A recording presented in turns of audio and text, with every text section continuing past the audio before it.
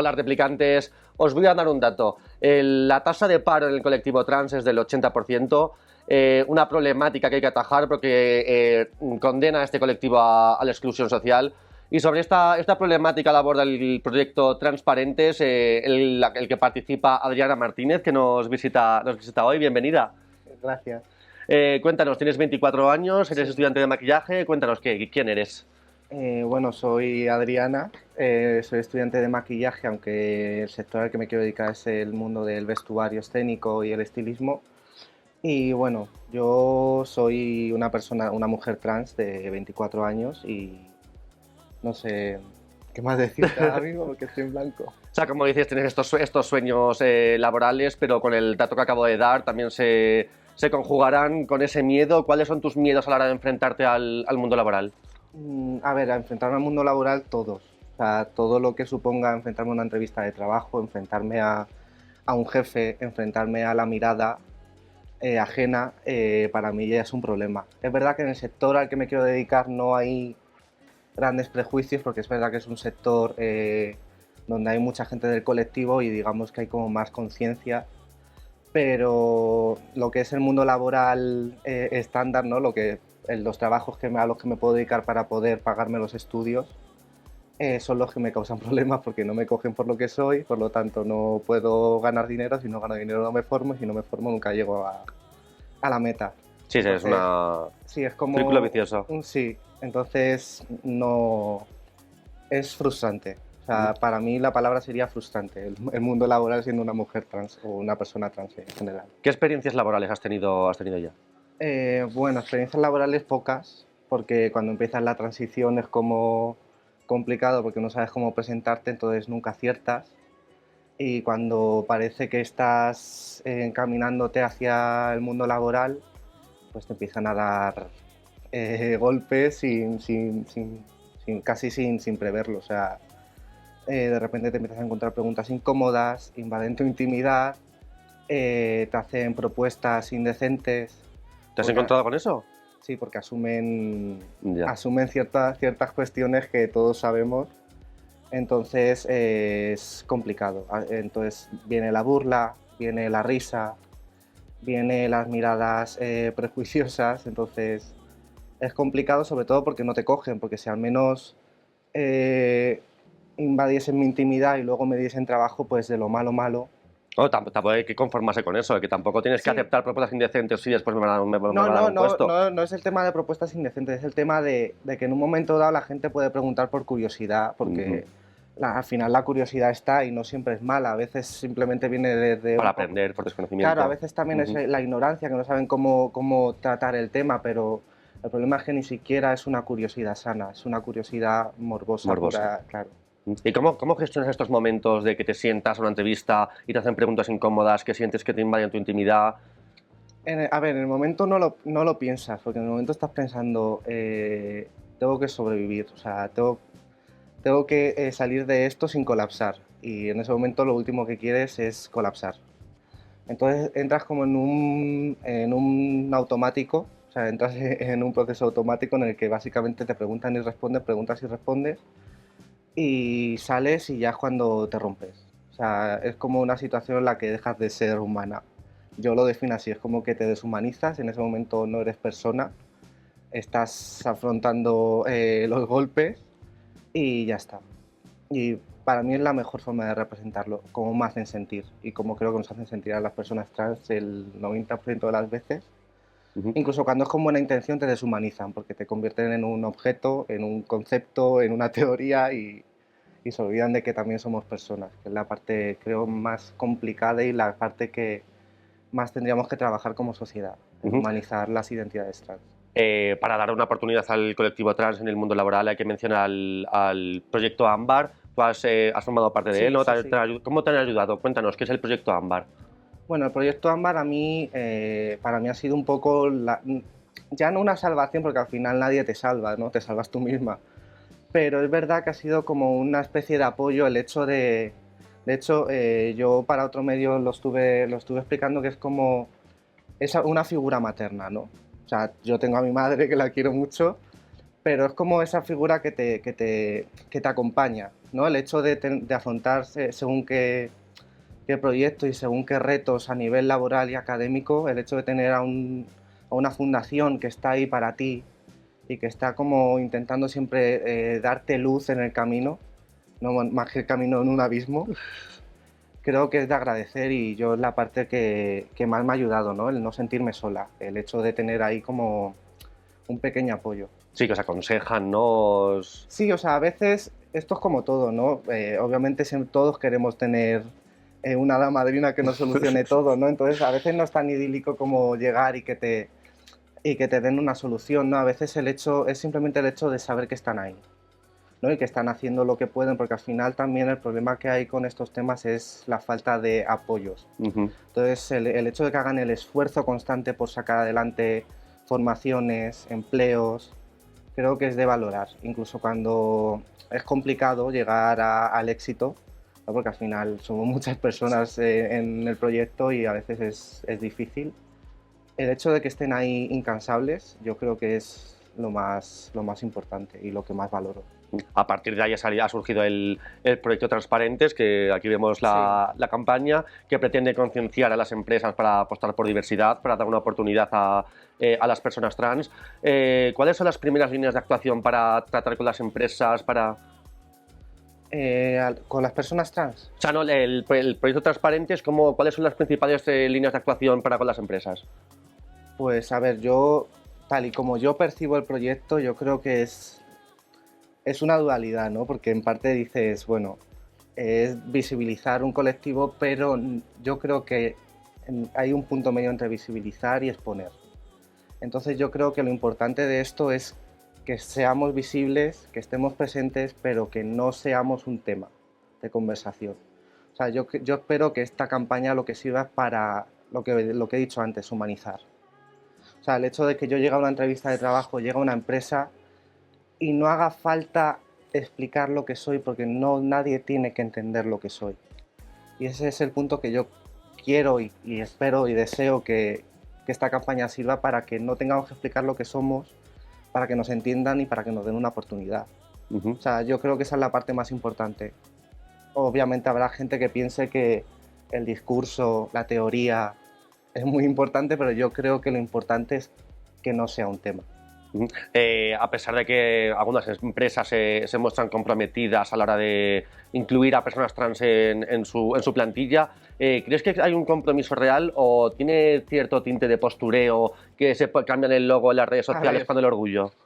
El problema de esto es que como todo, o sea, y más ahora con el tema de redes sociales, pero esto desde que existe el cine, desde que existe la televisión, o sea, desde que existe cualquier medio de divulgación, siempre todo lo que ves en pantalla te llama y asumes que es lo correcto. Entonces ahora de repente hay un boom con las personas trans, somos un tema. Entonces creo que ahora las empresas como que le quieren mostrar cierto punto de conciencia que no tienen, porque la realidad es que nadie, es triste decirlo, pero la gente cis no tiene conciencia respecto a las personas trans. En la mayoría, me gustaría decir un porcentaje, no, es que no hay conciencia. Entonces, creo que tiene mucho que ver con el huracán Veneno, el huracán redes sociales, que de repente hay modelos que son deseables, ¿no? Y que son guapas y que de repente es como que se está mostrando la parte bonita y romántica de ser trans. Y creo que es por eso por lo que lo están haciendo realmente. O sea, no creo que haya una conciencia real de que un día un directivo se haya levantado y haya dicho, joder, es que estamos excluyendo a un sector de la sociedad y les estamos lanzando a la miseria, a la prostitución, a ser la autoridad, o sea, a ser la nada, o sea, a ser esa cosa oscura y tétrica. Hablabas del boom trans. ¿Qué tiene de positivo el boom trans del que mencionabas y qué tiene de negativo? A ver, positivo tiene que se nos ve, o sea, que hay digamos una voz, hay un eco en la sociedad con las personas trans. Pero también está la parte esa que todo el mundo idealiza ser trans. Ahora de repente es como que ser trans ya no es una diversidad, ser trans ya es solamente un tipo de ser trans. Es decir, el concepto de una mujer explosiva, una mujer guapa, una mujer glamurosa, una mujer... O sea, el concepto de toda la vida, pero llevado a los medios masivos. Entonces, creo que lo negativo es eso, el que se está visibilizando una parte del colectivo trans. Y creo que eso va a llevar a aún más rechazo a las personas que no encajan dentro de ese canon, ¿Mm? ¿no? Porque a mí me parece muy bien que, por ejemplo, a mí mucha gente me respeta porque entro dentro de lo que es, Del canon, ¿no? claro, de la Ujú. cisnorma y el cispassing y todas estas cosas que yo asumo que he caído en eso porque por mi salud mental más que nada, porque sinceramente el ser invisible, o sea, el salir a la calle y, que no, y pasar desapercibida para mí es estar viva. Claro. O sea, la línea entre estar viva y morir para mí es esto. Entonces creo que la gente asume como positivo mi imagen y de hecho seguramente mucha gente me respete más a mí que a muchas amigas mías por el hecho de la imagen que proyecto. Entonces es positivo, pero no. O sea, quiero que me respeten a mí, quiero que respeten a mi amiga la que tiene barba, quiero que respeten a mi amiga la que ha decidido no operarse los genitales y quiero que respeten a mis amigues no binarios porque al final esa va a ser la verdadera conquista del colectivo. O sea, hace unos meses entrevisté a Daniela Requena, super influencer trans, y me dijo una frase que se me ha quedado y me dijo, ser trans no es el problema es parecerlo. Imagino que es a nivel laboral, cuando se sienta una chica o un chico con cispassing, lo tiene más fácil que una persona que igual está empezando con la transición, que no es tan Bueno, normativo. a veces es que hay un tipo de violencia también muy turbia, que es que cuando pasas desapercibida y lo descubren, hay como un punto de Ya. violencia mayor. Sí, porque te Entonces, sientes engañados, ¿no? claro, entonces la gente asume que hay cierta comodidad en el cispassing, pero en realidad es, sí, estoy pasando desapercibida ahora, pero es que a lo mejor un día salgo de fiesta, conozco a un chico y me cuesta la vida, Ya. ¿sabes? Y tanto a mí como a muchas amigas mías, que yo por ejemplo estoy operada, pero hay muchas amigas mías que no lo están.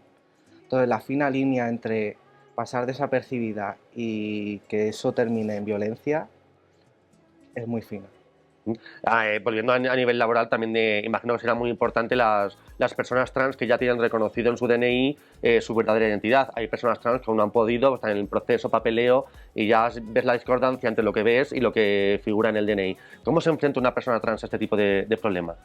A ver, cuando no tienes el DNI es hiper complicado porque no sabes qué poner en el currículum, no sabes cómo presentarte de cara a una candidatura online, por ejemplo, no sabes qué datos poner porque al final ahí hay dos conceptos que no se pueden unir, ¿no? Que es tu identidad sentida y la que por ley tienes en ese momento.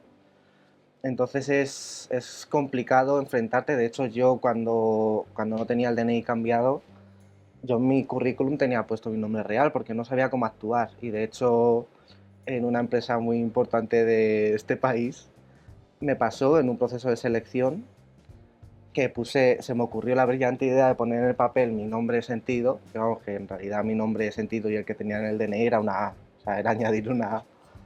Y cuando fui a enseñar el DNI me dijo, así que Adriana, ¿no? Y le salió como una risa que... como de estafa, ¿sabes? Como que eres una estafa, tú no eres Adriana, no me vengas con cuentos, ¿no? Y obviamente no me cogieron, pero es ese punto que no sabes cómo acertar. Entonces yo creo que es el tener tus papeles en el DNI, tu registro civil organizado y con tu nombre y tu género sentido es muy importante, sobre todo para nosotras, o sea, para enfrentarte con cierto punto de paz, ¿sabes? El no sentir que estás... O sea, os hace sentir menos inseguras, pero tampoco quiere decir que tengamos que rechazar a las personas que aún no han cambiado su documento de identidad. No, el problema es que seguramente en muchos casos les pase. Claro, ahí está el punto de lo que hay que hacer transparente, es educar a las empresas, que tomen conciencia por la diversidad. Sí, pero creo Que que es difícil, que va a ser un poco utopía todavía, claro, pero es que hay que yo hacer camino. no creo en las utopías. O sea, de hecho, siempre pienso que esto es como un camino en el que vamos a dar 2 pasos para adelante y 20 para atrás. Y tal y como está el mundo y como están los líderes políticos y demás, es un poco desalentador lo de pensar en utopías ahora. Por mucho que estemos en 2022 y y por mucho que esto suene ya a futuro, es demasiado idílico. Claro, mencionabas antes el boom trans, pero también es cierto que hay, según qué líderes políticos, que intentan hacer de la diversidad un concepto negativo. ¿Cómo se afecta, sobre todo al punto laboral, a las personas trans o bueno, al colectivo LGTB en general? ¿Cómo nos afecta este tipo de discursos? Bueno, a ver, todo discurso de odio, ya no solamente con el colectivo trans, o sea, con el colectivo LGTB, las personas racializadas, o sea, yo creo que ahora estamos en un momento que la sociedad está hiperpolarizada, o sea, y luego está, o sea, está hiperpolarizada y luego está la gente que está entre medias, bailando entre dos aguas, porque está el punto entre ser moderna y ser, digamos, un poquito casposilla. Entonces, creo que es una época muy complicada. Está muy bien porque hay, digamos que hay movimiento, ¿no? Y yo creo que al final el hecho de que haya un lado positivo y negativo hace que la cosa se mueva y como que haya debate y las cosas se planteen de verdad, pero da miedo. O sea, a mí me da miedo todo lo que tiene que ver con un discurso de odio, con un discurso totalitario. Me da miedo sobre todo por el tema de que la historia está escrita y nos dice que siempre suelen ganar. Entonces es un poquito turbio. Esperemos que no pase, esperemos No, que no no, vuelvan a ganar. toquemos madera. Más allá de lo político, también hay que reconocerlo, hay un cierto sector del feminismo que os ve como enemigas, sobre todo si hablamos a nivel empresarial o institucional de representación, cuando hay política de cupos, de paridad. Si hay una mujer trans que ocupa este espacio, porque es reservado a las mujeres, os siente como invasoras. ¿Qué está pasando para que las hermanas feministas, un sector, os rechacen de esta manera? Pues yo vuelvo a lo que decía antes, las teorías. Cuando empezamos a hablar de teoría y empezamos a querer el trozo más grande del pastel y los movimientos se convierten en un dogma, empiezan estos discursos y yo creo que es también terrorífico porque dices, técnicamente estamos en el mismo lado, ¿no? O sea, técnicamente Sí, sí. estamos en ese lado de la izquierda, ¿no? Pero estamos viendo que hay sectores del feminismo que tienen más que ver con Vox en términos de transfobia que con la izquierda. O sea, creo que es un punto a... Tendríamos que hacer un examen de conciencia, sobre todo ellas, porque están haciendo lo mismo que han hecho a las mujeres a lo largo de la historia. O sea, les falta quemarnos. No va a pasar, no les vamos a dejar. No, o sea, no queremos que nos quemen, pero les falta quemarnos. Y sinceramente no me gusta generalizar, por eso un sector... Es un sector, sí, sí, sí, claro. Pero ese sector sinceramente creo que tendría que hacer un examen de conciencia y pensar lo que están haciendo y el daño que están causando. Porque ya no, o sea, y vuelvo a lo mismo de antes, yo soy una privilegiada. O sea, y de hecho estoy aquí y estoy como una privilegiada por mi experiencia vital, por muchas cosas que he vivido. Sinceramente no puedo decir que mi experiencia como persona trans sea la más dramática del mundo. Pero el sufrimiento que le están causando a ciertos sectores del colectivo trans es que deberían planteárselo, sí, deberían plantearse lo que están haciendo. Mencionabas que eres una privilegiada, eres una mujer, como decías antes, con cispassing, tendrás apoyo de tu familia, no sé, de amigos, pero hay personas trans que no lo tienen. A la hora de enfrentarse a una entrevista de trabajo, al mundo laboral, también será más complicada si eres racializada, si eres una persona no binaria.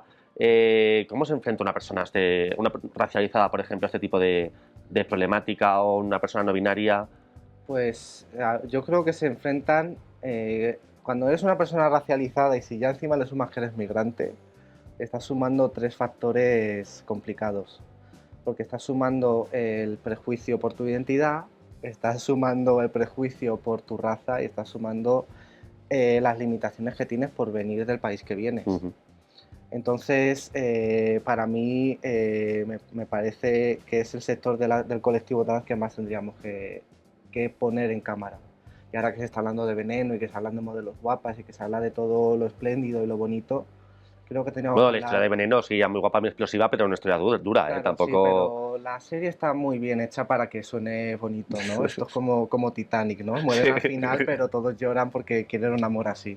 Pues esto es lo mismo. Tú ahora de repente ser puta y tener que matarte con neonazis Ya, se es romantiza, ¿no? maravilloso, Ya. ¿sabes? Sí, es como cuentos bélicos. Entonces, yo creo que tenemos que enfocarlo en eso, sobre todo. Y luego, obviamente, las personas no binarias, porque yo creo que todavía hay gente que no termina de No entiende el entenderlo. concepto. No termina de entenderlo y no quiere entenderlo. Porque es como, no, el lenguaje está escrito ya, el lenguaje está ahí, pero es que el lenguaje lo ha creado alguien. Y lo usamos nosotros y evoluciona Claro, con nosotros. claro, entonces a mí lo de que me vengan a vender ahora el discursito de Pérez Reverte del lenguaje, la RAE, vamos a ver que el lenguaje también lo inventó un hombre. O sea, que partiendo de ahí vamos a empezar a plantearnos hasta qué punto esa teoría académica del lenguaje, el castellano, el género neutro no existe, no, sí existe, porque hay personas con género neutro. Hay personas no binarias, por lo tanto sí Sí, existe. sí, claro que existe. Y vamos, en la historia nos ha dado, en muchas culturas existía Sí. más de un género, más de dos géneros, perdona, y pa'lante. Sí, pero son culturas, claro, no son blancas ni europeas. Claro. Entonces creo que Tenemos también mucho que aprender. hay que señalar eso. Como mencionabas antes, a las mujeres trans habéis sido a lo largo de la historia la imagen del colectivo trans, se os ha sexualizado. ¿Qué problemáticas diferentes hay, centrándolo en el mundo laboral, cuando se enfrenta un hombre trans? Que igual son un poco están más invisibilizados o... Sí, pero es que un nombre trans suele pasar más desapercibido. Ujú. Y esto obviamente no estoy hablando de un tema general. Es como todo, cada persona trans expresa su género Sí, de una sí. manera. Pero generalmente los hombres trans han pasado más desapercibidos. Porque una mujer trans puede tener mucho cispassing, pero siempre está la gente que está como sacando el pero. Ya. La voz. Sí, los pies muy grandes. Claro, claro. Entonces, un hombre trans, pues es como que, digamos, tiene ese punto positivo de que vas de menos a más, ¿no? Cuando haces la transición vas como de la prepubertad a la adolescencia y no como que maduras. Cuando eres una chica trans es como que tienes que revertir todo lo que ha sucedido Claro. en tu cuerpo. Entonces, de cara al mundo laboral, es mucho más fácil construir una imagen para pasar desapercibido siendo un chico trans que siendo una chica trans. Entonces, es la única parte positiva. Luego, obviamente, los hombres trans sufren una cantidad de machismo brutal. Porque la realidad, eso es otro tema. El machismo no es algo que sufren las personas trans y la misoginia, Ujú. una cosa bárbara. Entonces se les niega mucho la masculinidad, ¿no? Pero es verdad que se les niega la masculinidad y a la vez se les premia, porque la masculinidad siempre es positiva. ¿Sabes? Todo lo que es femenino suele ser visto como algo menor. Sí. Entonces, cuando hay masculinidad, bien. Cuando eres más borrico, más Claro. macho... Claro, Pero si no... de hecho, mi mejor amigo ha pagado un peaje muy caro por este concepto homófobo de la pluma, ¿no? Porque se castiga la feminidad constantemente. Por eso también pienso que el machismo y la misoginia no es patrimonio de la mujer como algo más Está generalizado de la feminidad, como concepto amplio. O sea, que el machismo, la misoginia también afecta eso a los maricones, también nos Claro, afecta. Maricón viene de María, porque Tal cual. y les llaman nenazas. O sea, que hay que también, dentro del sector feminista habría que hablar de ese tema. Reflexionemos. Más allá de la entrevista de trabajo, si una persona trans logra un puesto de trabajo, luego os tenéis que enfrentar al ambiente laboral con compañeros y compañeras que se repiten las preguntas incómodas. ¿Cómo es este aspecto a la hora de tener un ambiente laboral seguro? Pues, para que fuese seguro no debería de ser un tema. Y vuelvo a lo mismo, o sea, soy muy pesada, pero esto es como, no deberíamos ser un hashtag de Twitter, no deberíamos ser un tema de conversación. O sea, yo tendría que llegar a mi puesto de trabajo y contarles la mala noche que he tenido, lo estresada que estoy, pero no les tendría que explicar que he cambiado de hormonas y estoy como un caballo loco, ¿sabes? O no tendría que explicarles cómo ha sido mi recuperación de la cirugía de reasignación.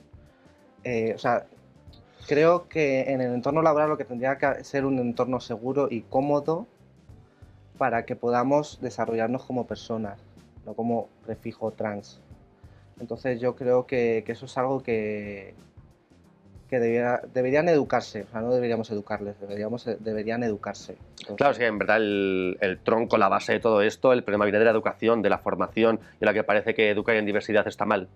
sí, y es que ya no es diversidad, yo creo que El respeto, sí, pero si nos educasen o sea, si se trabajase la educación en aspectos más humanos, más de empatía, más de cómo nos tratamos entre nosotros, ya no solamente con personas trans, o sea, quiero decirte, como sociedad, cómo somos de individualistas. O sea, si en el colegio hubiese una asignatura que hablasen del respeto, de la empatía, de generar entornos seguros, pero para todos, o sea, para personas trans, para personas racializadas, sí, discapacitadas, sí, sí, sí.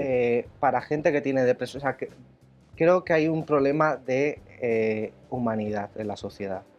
Entonces, creo que la raíz no es un tema de que haya una asignatura de diversidad. Creo que debería ser una asignatura de empatía, de trabajo humano. Ujú. O sea, Pero más allá de la educación a nivel escolar, es un hecho que las empresas, ves una empresa con personas de 50 a 60 años, igual no van a tener la formación que puedo tener yo, que soy una persona más joven. Hay que formarlas para eso, el respeto a las personas trans, el respeto a las personas racializadas. Hay que poner el foco, ¿no? En educar, en formar a las empresas. sí, o sea, sí debería educarse, pero no debería caer esa responsabilidad a las personas trans, que yo creo que es la parte que hay que cambiar. O sea, no tenemos que ser las personas trans las que vaya a explicarles a la No, no, gente. claro, no es vuestra labor, O claro. sea, yo, por ejemplo, conozco a mucha gente cis, al final como tengo muchos Tengo un amigos amigo gays, cis. claro, ha sonado así un poquito, pero obviamente vivo rodeada de gente cis y yo, por ejemplo, no me cuesta, o sea, no me cuesta en un momento dado estar en una tertulia, en una terraza o con amigos y explicar, o sea, pero porque me sale a mí, ¿sabes? Pero no debería ser una formación, o sea, o un tipo de educación o formación para las empresas, pero que no tuvieses que profundizar demasiado. O sea, yo creo que tendría que ser más una cuestión de, es una persona, no tienes que entenderla y tienes que valorarla por lo que es decir, su trabajo es bueno, su currículum es bueno, su expediente académico es bueno, por lo tanto merece trabajar. O sea, yo creo que no había que educar en términos de la transexualidad es esto, las personas trans son esto. No. O sea, a mí me da igual que mi jefe me entienda. O sea, yo no quiero que me entienda, yo quiero que me pague. Está claro. Quiero que me pague y quiero que me reconozca mi valor como trabajadora, no como persona trans. Entonces yo creo que es el punto al que hay que llegar de educar para que den prioridad a tu valor como trabajador y no tu valor como persona trans. O sea, Sí, bueno, pero antes me decías que no crees en las utopías, entonces un poco utopía es claro, hecho que hay que es educar utopía, a un claro. jefe para que te llame por tu nombre y no por tu dead name. O sea, eso también es un nivel de educación y explicar que es una persona trans, que es una persona Claro, no por eso te binaria. digo que fíjate que estoy en contra de la teoría, pero es verdad que es mucha teoría, ¿sabes? Es como, sí, como concepto está bien, es verdad que es muy complicado, pero yo creo que es eso, que es hacer un examen de conciencia. Ujú. O sea, yo creo que todas las personas deberían, que esto también es utopía, perdón porque estoy contradiciéndome, pero yo creo que es tan sencillo como eso. Yo no he necesitado que una persona racializada me eduque para llegar un día a mi casa y decir, hostias, es que yo he dicho que trabajo en negro, ¿sabes? Ya. Quiero decirte, el hecho de que como personas hagamos nuestros deberes. Entonces, si algún empresario nos está viendo o nos ve, A los deberes. claro, que llegue a su casa, le dé un beso a su mujer, hable con sus hijos y acto seguido, cuando se vaya a la cama, si tiene que rezar, que rece, pero que después piense, ¿cómo estoy tratando a esa persona trans a la que le he negado un empleo? Ujú. Y a nivel institucional, ¿qué papel tienen las instituciones? ¿Qué deberían hacer para atajar este problema del 80% de desempleo? A ver, esto obviamente, como todo, para temas tan sangrantes como estos, siempre se necesitan leyes de impacto. O sea, la realidad es que en un mundo utópico no tendría que haber leyes específicas ni un miramiento especial para según qué sectores, pero creo que tendría que haber unas garantías, sobre todo para no acabar en la marginalidad. O sea, yo creo que la parte más importante de esto es tener una oportunidad, es decir, yo conozco a chicas trans que están ejerciendo la prostitución para pagarse los estudios, para el día de mañana no tener que acabar siendo las marginadas. O sea, que yo creo que debería haber un cierto grado de garantías para que se pueda salir de eso, ¿sabes?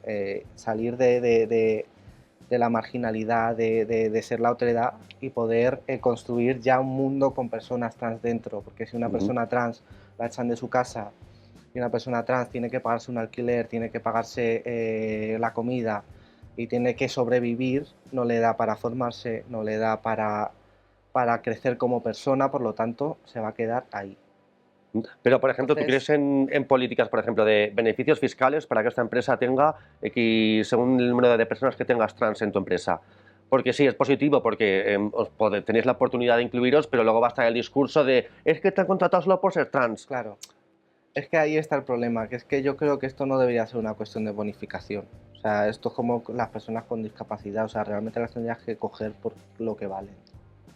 Entonces, a lo mejor ahí hay un poquito como de trampa, ¿no? Es como chantaje emocional, ¿sabes? En plan, te Sí, voy pero a... ahí volvemos a la utopía, pues igual que la política de paridad, que si no hay una política de paridad, Claro, al o final sea, tenemos todo hombres. claro, es como decía antes, o sea, lo idílico sería que no hubiese leyes específicas, pero o sea, todo lo que sea positivo y que se traduzca en que en 2042 mi sobrino que tiene 4 años ahora, cuando sea mayor, vaya a una empresa y se encuentre a personas trans integradas de verdad, es bueno. O sea, Esa habrá sido la victoria. claro, esa va a ser la victoria. El hecho de que llegue un día de que haya personas trans de verdad en puestos importantes. Que las hay, ahora mismo las hay, pero son las que menos. Bueno, aún cuesta que haya mujeres cis en puestos directivos. Por eso, o sea, tú imagínate, o sea, y el problema es ese, que al final las personas trans donde más futuro tienen, por suerte, o sea, por suerte, que a mí me encanta, es en el mundo del espectáculo, pero es que hay personas trans que no quieren ser vedettes. Está claro. Sí, también Entonces, estoy recordando entrevistas a personas trans que iba haciendo. Carla Antonelli me decía que en su época, cuando ella era más joven, las mujeres trans era o espectáculo o putas. sí, sí. Y Y a sigue veces siendo un las poco dos, así. o sea, era como a tiempo parcial, ¿sabes? Eras puta a las 5 de la mañana, pero a la 1 estabas haciendo un pase.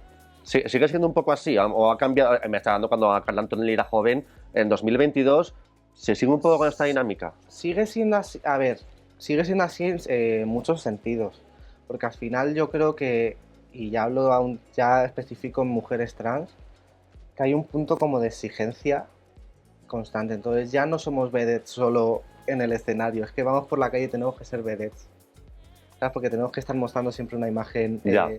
perfecta, hiperfemenina, hipersexual, entonces de alguna manera seguimos en ese punto, o sea, o eres vedette o eres puta. Y entre medias vas a echar un currículum en una tienda muy importante y no te lo cogen. Ya. Entonces sí que hay ese punto, pero ya no es tan glamuroso. ¿Sabes? Es más más costumbrista. ¿Sabes? Vas por el metro divina, porque vas divina porque necesitas reafirmarte y necesitas no querer pegarte un tiro. ¿Sabes? Porque Sí, bueno, lo que mencionabas antes, que todo esa tu idea valor de ir reside segura ahí. por la calle pasa por parecer lo más Claro. femenina posible, bien pintada, con bien de Claro, pelo de y... repente tu imagen no te pertenece, por eso que somos un poco vedettes todavía. Ya para ir acabando, ¿cuáles son tus sueños? ¿Cómo te ves de aquí a 10 años, por ejemplo? Pues sinceramente me quiero ver como al resto de personas trans, vivas. Vives. Quiero ver al colectivo lo más seguro posible y formando parte de eso quiero verme obviamente trabajando en el sector que me gusta, que es el sector del vestuario escénico y del estilismo. Y pues pagando un alquiler o pagando una hipoteca, si tengo pareja bien y si no tengo pareja no pasa nada. Pues cuidando de mis sobrinos, que son los amores de mi vida, y viviendo tranquila, o sea, no soy sencilla. Y trabajando, Y trabajando. trabajando, o sea, claro, dedicándome al sector que quiero, si consigo trabajo ahora y consigo formarme, espero llegar, de aquí a 10 años, llegar a la meta. Ya que la entrevista ha ido un poco también por utopías, ¿cómo de utópico ves bajar ese 80%? A ver, a ver, es que es utópico porque la realidad es que en la sociedad ahora mismo no ha evolucionado, o sea, nos estamos engañando. Le estamos yendo hasta para atrás. Claro, o sea, quiero decirte, Lo utópico, pues obviamente siempre va a haber personas trans en paro, igual que hay personas cis en Sí. paro, quiero decir. Hombre, no, el llegar a un Claro, trans o sea, 0% es un poco imposible, de pero repente ahí a lo mejor entraríamos en una cuestión de segregación, ¿sabes? A lo mejor. Entonces no, o sea, va a seguir habiendo personas claro, trans pero en lo que no paro. puede haber es un 80. Claro, pero no puede haber un 80 porque es que me parece una cifra sangrante, no lo siguiente, o sea, un 80% de las personas trans que están viviendo una situación precaria. O precaria no, simplemente están en la que tiene suerte, como en mi caso, con mi madre viviendo, que tampoco es la situación más idílica, porque Está claro. como personas realmente necesitamos también expandirnos y encontrar nuestro camino. Entonces, la utopía, espero que de aquí a 20 años, pues, yo qué sé, sabes, que de repente la balanza... Sí, que se equilibre un poquito. Claro, o sea, por favor, a los empresarios, si nos Por veis. favor. Bueno, pues nos veremos de aquí a 20 años, quedamos de aquí a 20 años para otra Vale. entrevistita a ver cómo está, Espero el Espero asunto. tener 44 años bien llevados. Pues Gracias. muchísimas gracias, Adriana, y Gracias muchísima a ti. suerte. Gracias.